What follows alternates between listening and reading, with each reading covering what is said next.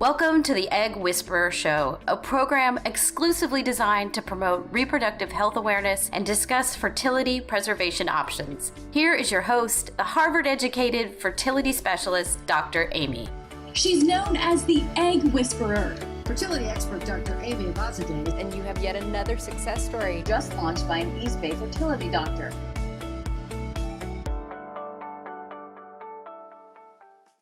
Welcome to the Egg Whisperer Show.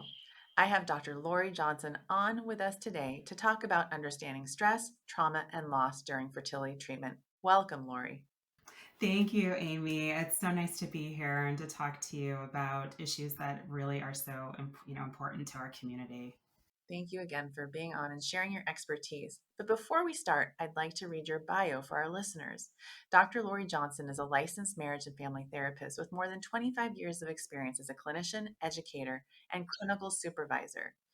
She currently lives and works in Los Angeles, and after her firsthand experience with fertility challenges, she learned the importance of self-care for managing the physical and emotional stress that come with the fertility process. And coupled with the lack of representation she saw of therapists of color in the fertility space, she found her purpose, supporting individuals and couples on their path to parenthood. She and her husband welcomed their rainbow baby in 2021 after 8 years of trying to conceive, 3 losses, and 1 TFMR. Welcome again, Loree. Thank you. So in seeing patients, I always recommend that people gather their fertility team. T stands for therapist, and I'm so excited to have you share your valuable information with our audience. Will you tell us a bit about you and what brought you to become a therapist?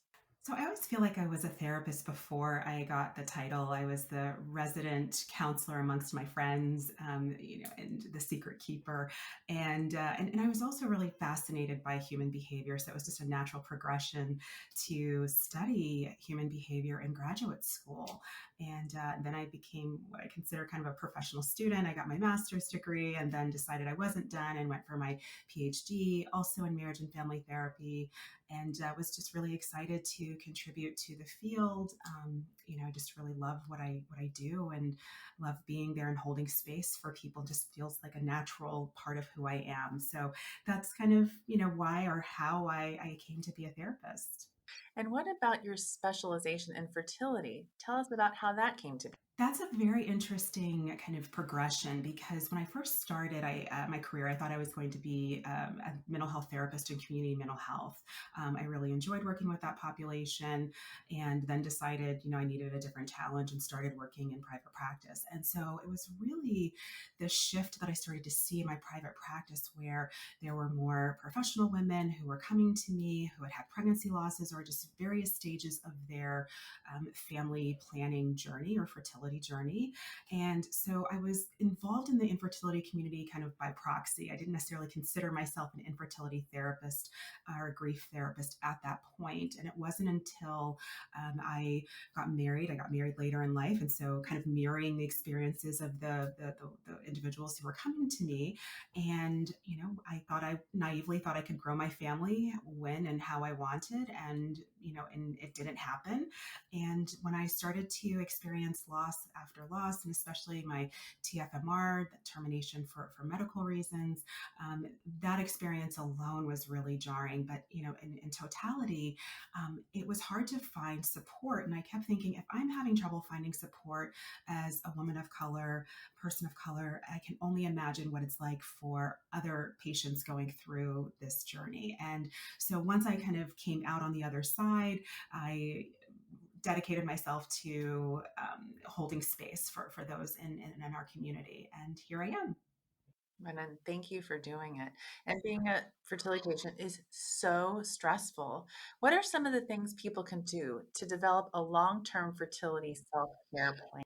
Yes, and I think I like the term long-term self-care because I think sometimes when you think about the science of it, we think that it can go or it will go quite quickly, or it could go really quickly. And for some people where this, treatments work on the first try or first cycle, that's great. But for the majority of us, that's not the case. And so I always encourage people to think about cultivating a really firm foundation around mental health issues. And for me, it's the pillars of mental health are nutrition, stress management, exercise, sleep, and those are things that are within our control. And then also managing one's mental health. And so I think having, a strategy for each of those elements of your life is part of the foundation for having a long-term or having some longevity when you're dealing with fertility issues and treatment, because it's stressful. We all know that. And I think as long as you can have a sense of what your basics need to be, sometimes I keep telling people, let's go back to the basics. What are the basics right now? We're getting too out there, or too caught up in, the right diet, or I need to do this exercise or that. And, I think there are lots of great things out there for people, adjunctive kind of pieces to the treatment process. But it's like, what's right for you? You mean you're not supposed to be on Google at 2 a.m? I know that you say that Google is your fake best friend. What do you think is the healthy balance between internet research and relying on your doctor for information? Oh my goodness, the elusive word balance, right? Google is very seductive because it gives you information at the drop of a dime. And so I have a love-hate relationship with it. I think it's a wonderful resource. I know my doctor has pulled up things from Google or what have you, but I think the key is the healthy balance or healthier balance, because let's face it, a lot of us are anxious. We're going to be doing that research. But I think the balance includes your doctor's guidance, because so much of the information is presented without context. And I think that when we read that information without the context that is the expertise of our doctors or our treatment team, then we place the lens on it that is not necessarily meant to be placed. And that can take us to a very different place. So healthy balance to me means, okay, you might be doing that, but also what does your doctor say? Because your doctor is the one who's gone to school for this. They're the experts. They're the ones guiding this process. So I think it's paramount to have their input and to have them be the lead on this. Yeah. And throughout the process, you can be stressed, you can experience trauma. Um, how do you differentiate between those things, infertility, stress, and trauma? And how do you define them? That's a great question. So stress in and of itself is basically the body's response to pressure, to life events, and we're really adaptable beings. And so stressors really let us know what changes do we need to make. So stressors in the infertility world can look like irritability, like difficulty sleeping, eating or drinking too much, being consumed with lots of fertility issues, energy issues, things like that. But sometimes what we notice with stressors is they resolve on their own over time.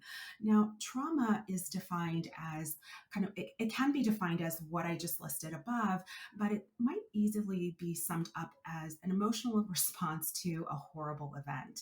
And infertility trauma in and of itself is troublesome because, we're seeing, depression, anxiety, and stress responses that are not resolving over time. And when they don't resolve over time is when, they typically can develop into more of a kind of traumatic reaction where we're seeing more physiological responses that are just not healing. And I think when we're diagnosing trauma, it's such an individual experience. And so I know there's a lot of information on the internet about what to look for, what it looks like, but it's going to look differently for each person. And so I think it's important to make sure that you're, consulting with your therapist and your team to help you understand, is this more of a stress response or is this the trauma response for you? Because, then, I think the approach would be different. But yeah, I think it's hard to differentiate for people because they can look very similar. But I just think that the trauma of infertility too is also encompassing the loss of these hopes and dreams and these expectations for life and how you grow your family. And those are so central to our identities as people. And so, that's where I think the personal experience of the personal experience is important in terms of, really trying to differentiate between the two and understanding the person's lived experience. And then what do you recommend? What can patients do to cope with infertility stress? So I think that coping is going to look different for different people. So, of course, nutrition, sleep, and exercise, the foundational tools for mental health, I think those can sometimes be the first elements to go. But I think it's important to seek help early on, whether it is through a support group or finding a buddy who's going through the process with you, or talking to a therapist or coach who is well versed in fertility issues.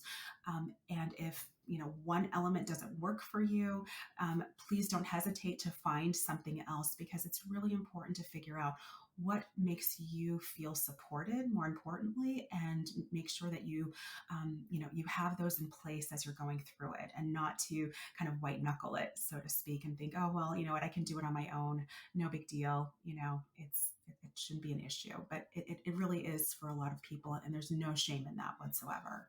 Are there any particular groups that you recommend to your patients?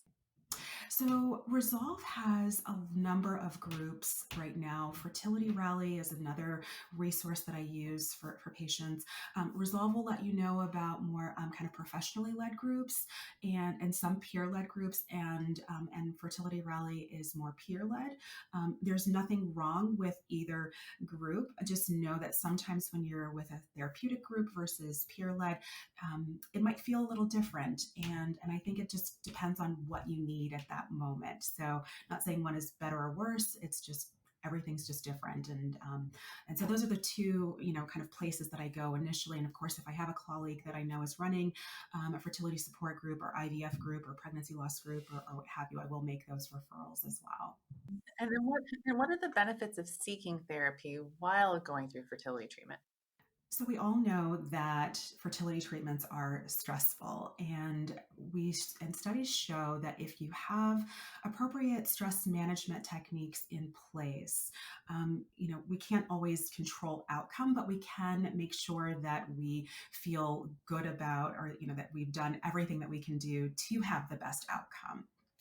So I see it as really making sure that all of those resources are in place so that you can give yourself the best shot. And it also helps you work through any feelings of depression, worry, or anxiety, self-esteem issues that can pop up, and really, I don't want to say it doesn't necessarily derail or can derail treatment per se, but it can impact how you feel about your treatments, which I think can impact treatment at the end.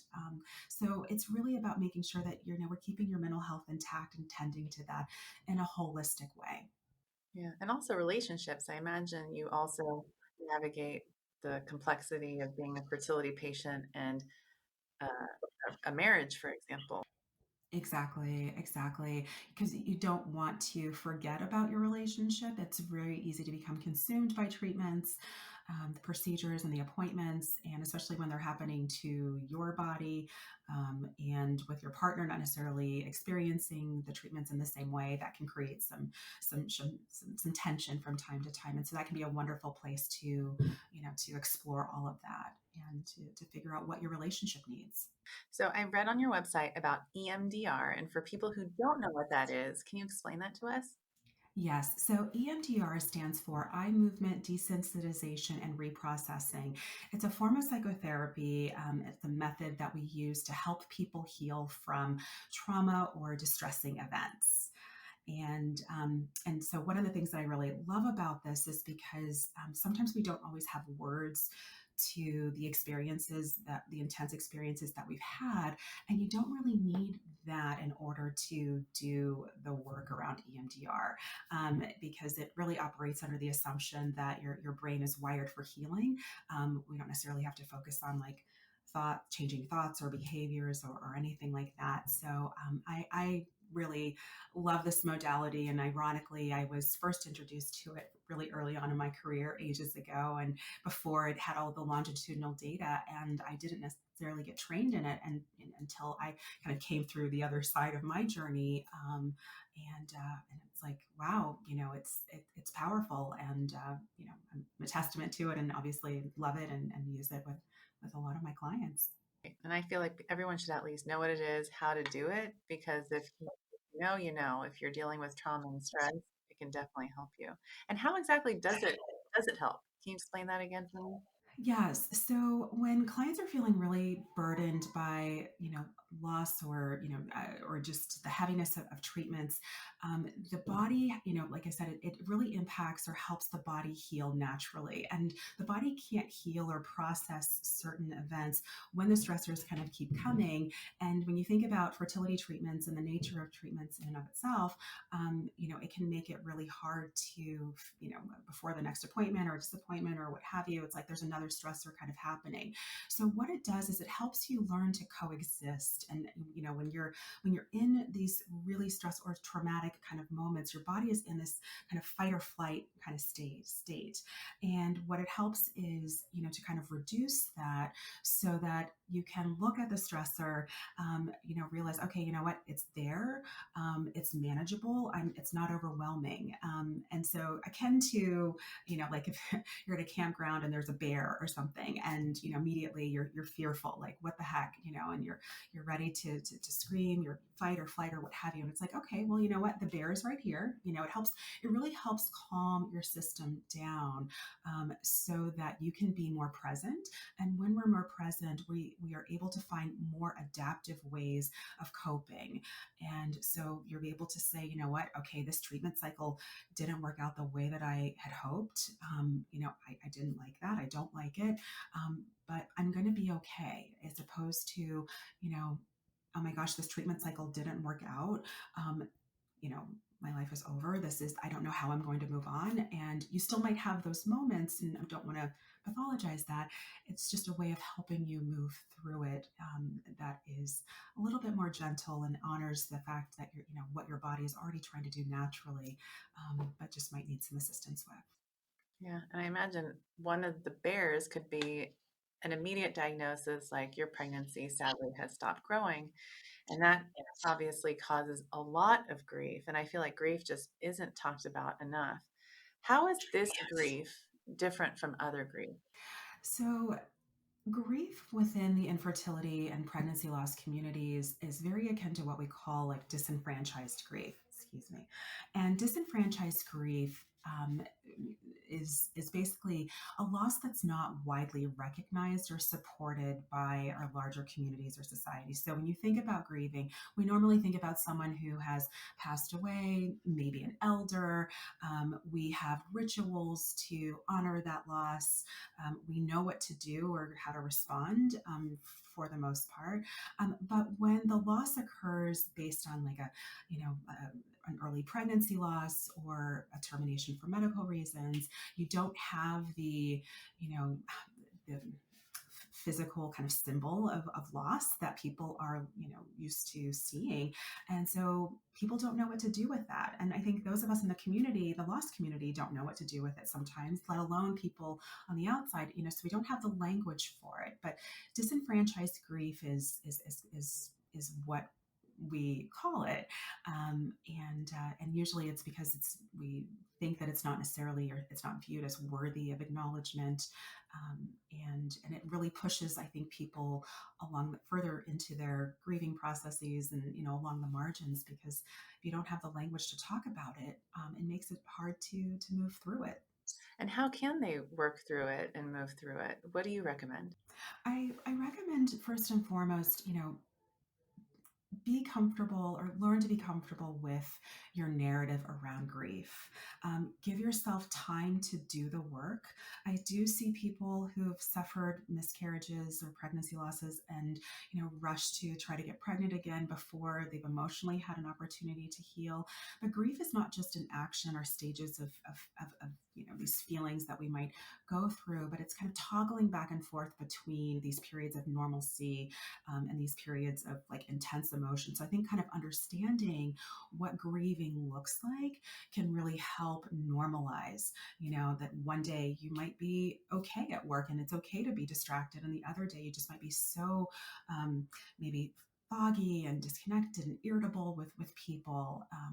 Those it looks different for everybody, but it's an action, it's a process, and I think giving yourself time to do the work, and please don't feel, I think it can be hard to figure out how to talk about it, but I just feel like there's so much power in words and naming what you're going through, and and sometimes that can be frustrating in and of itself because you just, sometimes people get tired of it, and that's okay. But honor what your narrative is, what your story is about grief, and tell it over and over again. And then how do you wish fertility doctors could do a better job when it comes to knowing how grief impacts their patients and recognizing it? I think in the same way that, doctors are stressing the importance of mental health, I think, continuing to ask questions about, how their patients are feeling emotionally and, kind of holding space. I feel like there are so many doctors that are doing a fabulous job at that, and continuing to point them in the right direction. Because I think that you will have a lot of power. And when you ask, how are you really doing? And you demonstrate that sense of empathy, you're really showing your patients that you're a safe place to go to, and therefore you're a point person to refer them to other professionals that can help them do the intensive work that you might not have time to do, or it might not be in your purview to do, but you're still showing that you're aware. And so for a patient who right now is dealing with, anxiety, stress, grief, what can they do right now to help themselves? Make sure that you're connected with a team of a supportive team. For people who are pregnant after loss, I think it's one of the ways that when I say we, therapists encourage patients to talk with their doctors about their anxiety, and sometimes it might mean increased monitoring, and asking about the appropriateness of monitoring, because sometimes that can do a lot to reduce anxiety or help manage the anxiety.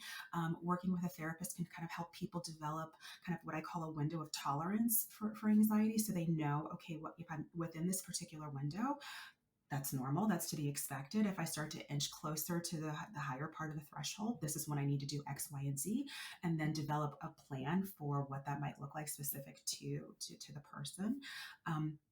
And I think those are, and there's so many, I think, resources and strategies that can be developed and personalized in sessions that can really help people feel as grounded as possible. Because I think the goal is, the goal might not be, or you might want to be anxiety free, and that's doesn't necessarily come right away for the majority of people. So if that's not happening for you, you're in good company. It's making sure that you have the support in place that can help normalize what you're going through, and also adjust whatever strategies that you have in place. Yeah. I mean, I feel like so many people, they go into treatment not realizing how hard it is. They don't have the strategies, and then they wish they had known about all the strategies up front. So I strongly encourage my patients to be in support groups, have a therapist from the very beginning. And the hardest part for me is delivering that bad news. So I'm going to put you on the spot. Do you have any advice for me as far as like what is the best way to deliver bad news to patients, whether it be like your embryo stopped growing, or I'll give you another scenario like your pregnancy has stopped growing? So I think there's a lot that you can do with it, in terms of tone and language, and just like the language that you used right now, I think it was very gentle. It's very warm. And I think leading with that compassion is really powerful, and taking a moment, say, we're just, I'm just going to let you have a moment right now. I know this isn't what you wanted to hear.